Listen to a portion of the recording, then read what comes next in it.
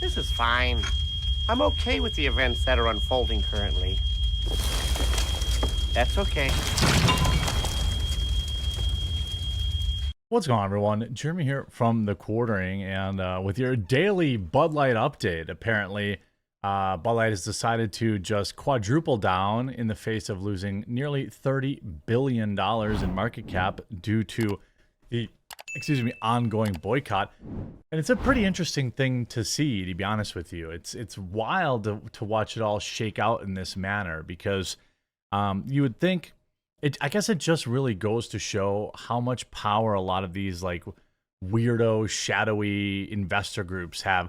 Either that, or maybe Bud Light really is committed to the causes that they said they are. Maybe they really do back men and woman face. Because, I mean, yes, 2 people are gone. I think their terminations were pretty clearly involuntary absences. But they've gone on almost 2 months now without tweeting. Their stock has been in a free fall, except for today. The entire market's up today. Even Bud Light stock is up a few cents, which is they've got to be pretty happy about that. Maybe the market thinks that they've finally hit rock bottom, but new news of new investments and new just massive tone deaf choices, pretty interesting. And let's get right into it. So this fight, The Spectator, Bud Light fought the blue-collar culture war and the war won. If Budweiser is the king of beers, as its slogan claims, then Bud Light has long been the queen. Launched over 40 years ago in 1982, it was the world's most successful low-calorie beer. B- occupies a funny sweet spot in America's sprawling consumer conscience. It's also known as redneck soda, frat water, and I'm not going to talk about the other stuff. Bud Light is a product of that conveys mass marketability, sense of irony. It's what ad men dream about. But then 2 months ago, Anheuser-Busch's parent company did something stupid. Some marketing whiz decided it would be super provocative to partner as a marketing drone, might like to say, with influencer Dylan Mulvaney. Mulvaney promoted a can with their face on it to celebrate their first anniversary as, well, a woman. This went viral in all the wrong ways and tapped into a social force that is now far more potent than the blue-collar irony is the blue-collar culture war.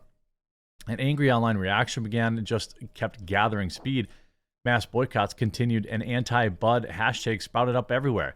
And now sales are down nearly 30% year on year. Retailers are slashing the price of Bud Light and Anheuser-Busch's shares are crashing. Of course, other economic factors are at play, and Bud Light has long been losing market share to Coors Light for some time. Nonetheless, the stunt could be remembered as one of the worst marketing missteps in history. Publicity isn't always good publicity, and in a cost of living crisis, when rage-addicted Americans can instantly share their fury together, a major online blunder can cost millions, even billions. Well, we've seen it actually cost, speaking of how much it's cost, $27 billion erased from their market cap. 2 months ago, Bud Light rolled the dice, obviously. About $27 billion in market value has vanished, falling to $107.44 billion through the end of May, down from $134.55 billion on March 31st, as tracked by Dow Jones Market Data Group. The stock is down nearly 20% from a recent March high, just shy of hitting an official bear market, which is a 20% drop. May was the third worst month on record for company shares. Now, maybe that's why you saw a bunch of investment today, hopefully to, try and, so much of like investment is marketing, try to keep it from hitting that market. So now people say, quote, the problem is that you take your brand into a space that it doesn't need to be, and it just creates a strong feeling about someone that isn't really related to the product or the brand, said Timothy Calkins, Associated Chair of Marketing Department at Northwestern Kellogg, in an interview with Fox Business last week. That's why I think we're going to see a lot of brands be really cautious about what they do, especially related to issues that aren't directly aligned with their product or service. As CEO of a company founded in America's heartland more than 165 years ago, I am responsible for ensuring every consumer feels proud for the beer we brew. We're honored to be part of the fabric of this country. Anheuser-Busch employs more than 18,000 people, and independent distributors employ an additional 50,000 valued colleagues. They tried to really kind of flex on people and make you feel bad for all the people that were losing their jobs. When in reality, at the end of the day, those people lost their jobs because of the decision. Well, they haven't really lost their jobs yet, for the decisions of Bud Light. Sales volume down 29.5% in the week of May 20th. I suspect it may, with all the free beer they gave away last week, when we get the new data, it may actually, may actually drop more. I'm sorry, it may actually level off, but Bud Light continues to step in it. You see, Tennessee Festival's Bud Light stage renamed after controversy. Supposedly, the request came prior to the Dylan Mulvaney debacle. The upcoming June 2nd through 4th Riverbend Festival had used the Bud Light stage as its secondary stage for around 40 years. About 15,000 people attend the music festival each year, but this year the term Bud Light has become a toxic joke.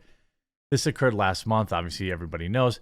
The new stage name is the Ultra Stage, is still in the Anheuser-Busch family, but named after Anheuser-Busch's Michelob Ultra. The festival claims they requested the name change long before the Dylan Mulvaney debacle, but that's a little hard to believe. So anyway, here's the story. Michelob Ultra is the most requested beer among our guests, festival director Mickey McCamish told the Chattanooga Times Free Press. We are pleased that the sponsor is providing this product to us, and of course, when they requested the stage be renamed the Ultra Stage, we readily agreed. In a next text, McCamish claimed that the change was made last year. The article goes on to go, okay. According to the latest numbers, the anger of Bud Light for collapsing, for partnering with Dylan is only getting worse. Yeah, I would say I don't buy that. In general, I don't necessarily believe that this change was made last year. Now, to be fair, Michelob Ultra is a beer that is, is very popular. And, maybe it's a thing during summer. I don't know. I feel like they want to push their seltzers and stuff like that more in the summertime. But yeah, it seems unlikely, this after obviously everything happening with, the Boston Fenway Park and all this kind of stuff. Then you have Bud Light announcing a new initiative with LGBTQ plus business owners despite boycotts and massive loss in sales. And people feel, like they're getting, spit on by this because, Bud Light's just like, whatever. By the way, if you're enjoying my coverage and you haven't yet, there's a red subscribe button down below. I'd greatly appreciate if you clicked that. Bud Light announced Tuesday, May 30th, yesterday, it would be extending its partnership with the National LGBT Chamber of Commerce, which started last year. The brewing company is also donating $200,000 to the NGLCC for the second year in a row. Today, Bud Light and the National LGBT Chamber of Commerce, the exclusive certifying body for LGBT-owned businesses, announced they're extending their partnership to continue supporting economic opportunities and advancements for LGBTQ Americans and business owners across the country. The statement says that the donation from Bud Light will go to their Communities of Color initiative, which supports LGBTQ plus owned businesses, including Cozy Biz Pitch competition, which could lead up to $50,000 in cash prizes. The move from Bud Light comes amid massive backlash from conservatives and anti-LGBTQ plus slamming Anheuser-Busch and claims of being woke. Look, again, my position may be different than yours, and it may be different than other people, and that's what's great about all this. That's why I still read my comments, and I enjoy the conversations we have in the comment section. I don't necessarily have a problem with companies donating to Pride and this kind of stuff. That's never bothered me. It's just when they cross the line into this, first it was like, kid stuff, right? Remember last year, all the Pride parades, there are no kids at Pride parades. And then you'd see pictures of tons of them there and all sorts of, people in dog suits and weird stuff like that. And then it became, this year became fashionable to be donating to people who insult women, with woman face like Dylan Mulvaney does for profit. And so that became, another issue. But again, in general, I don't, I'm sure these monies were earmarked a long time ago. And, really Bud Light can't back out of any of this stuff.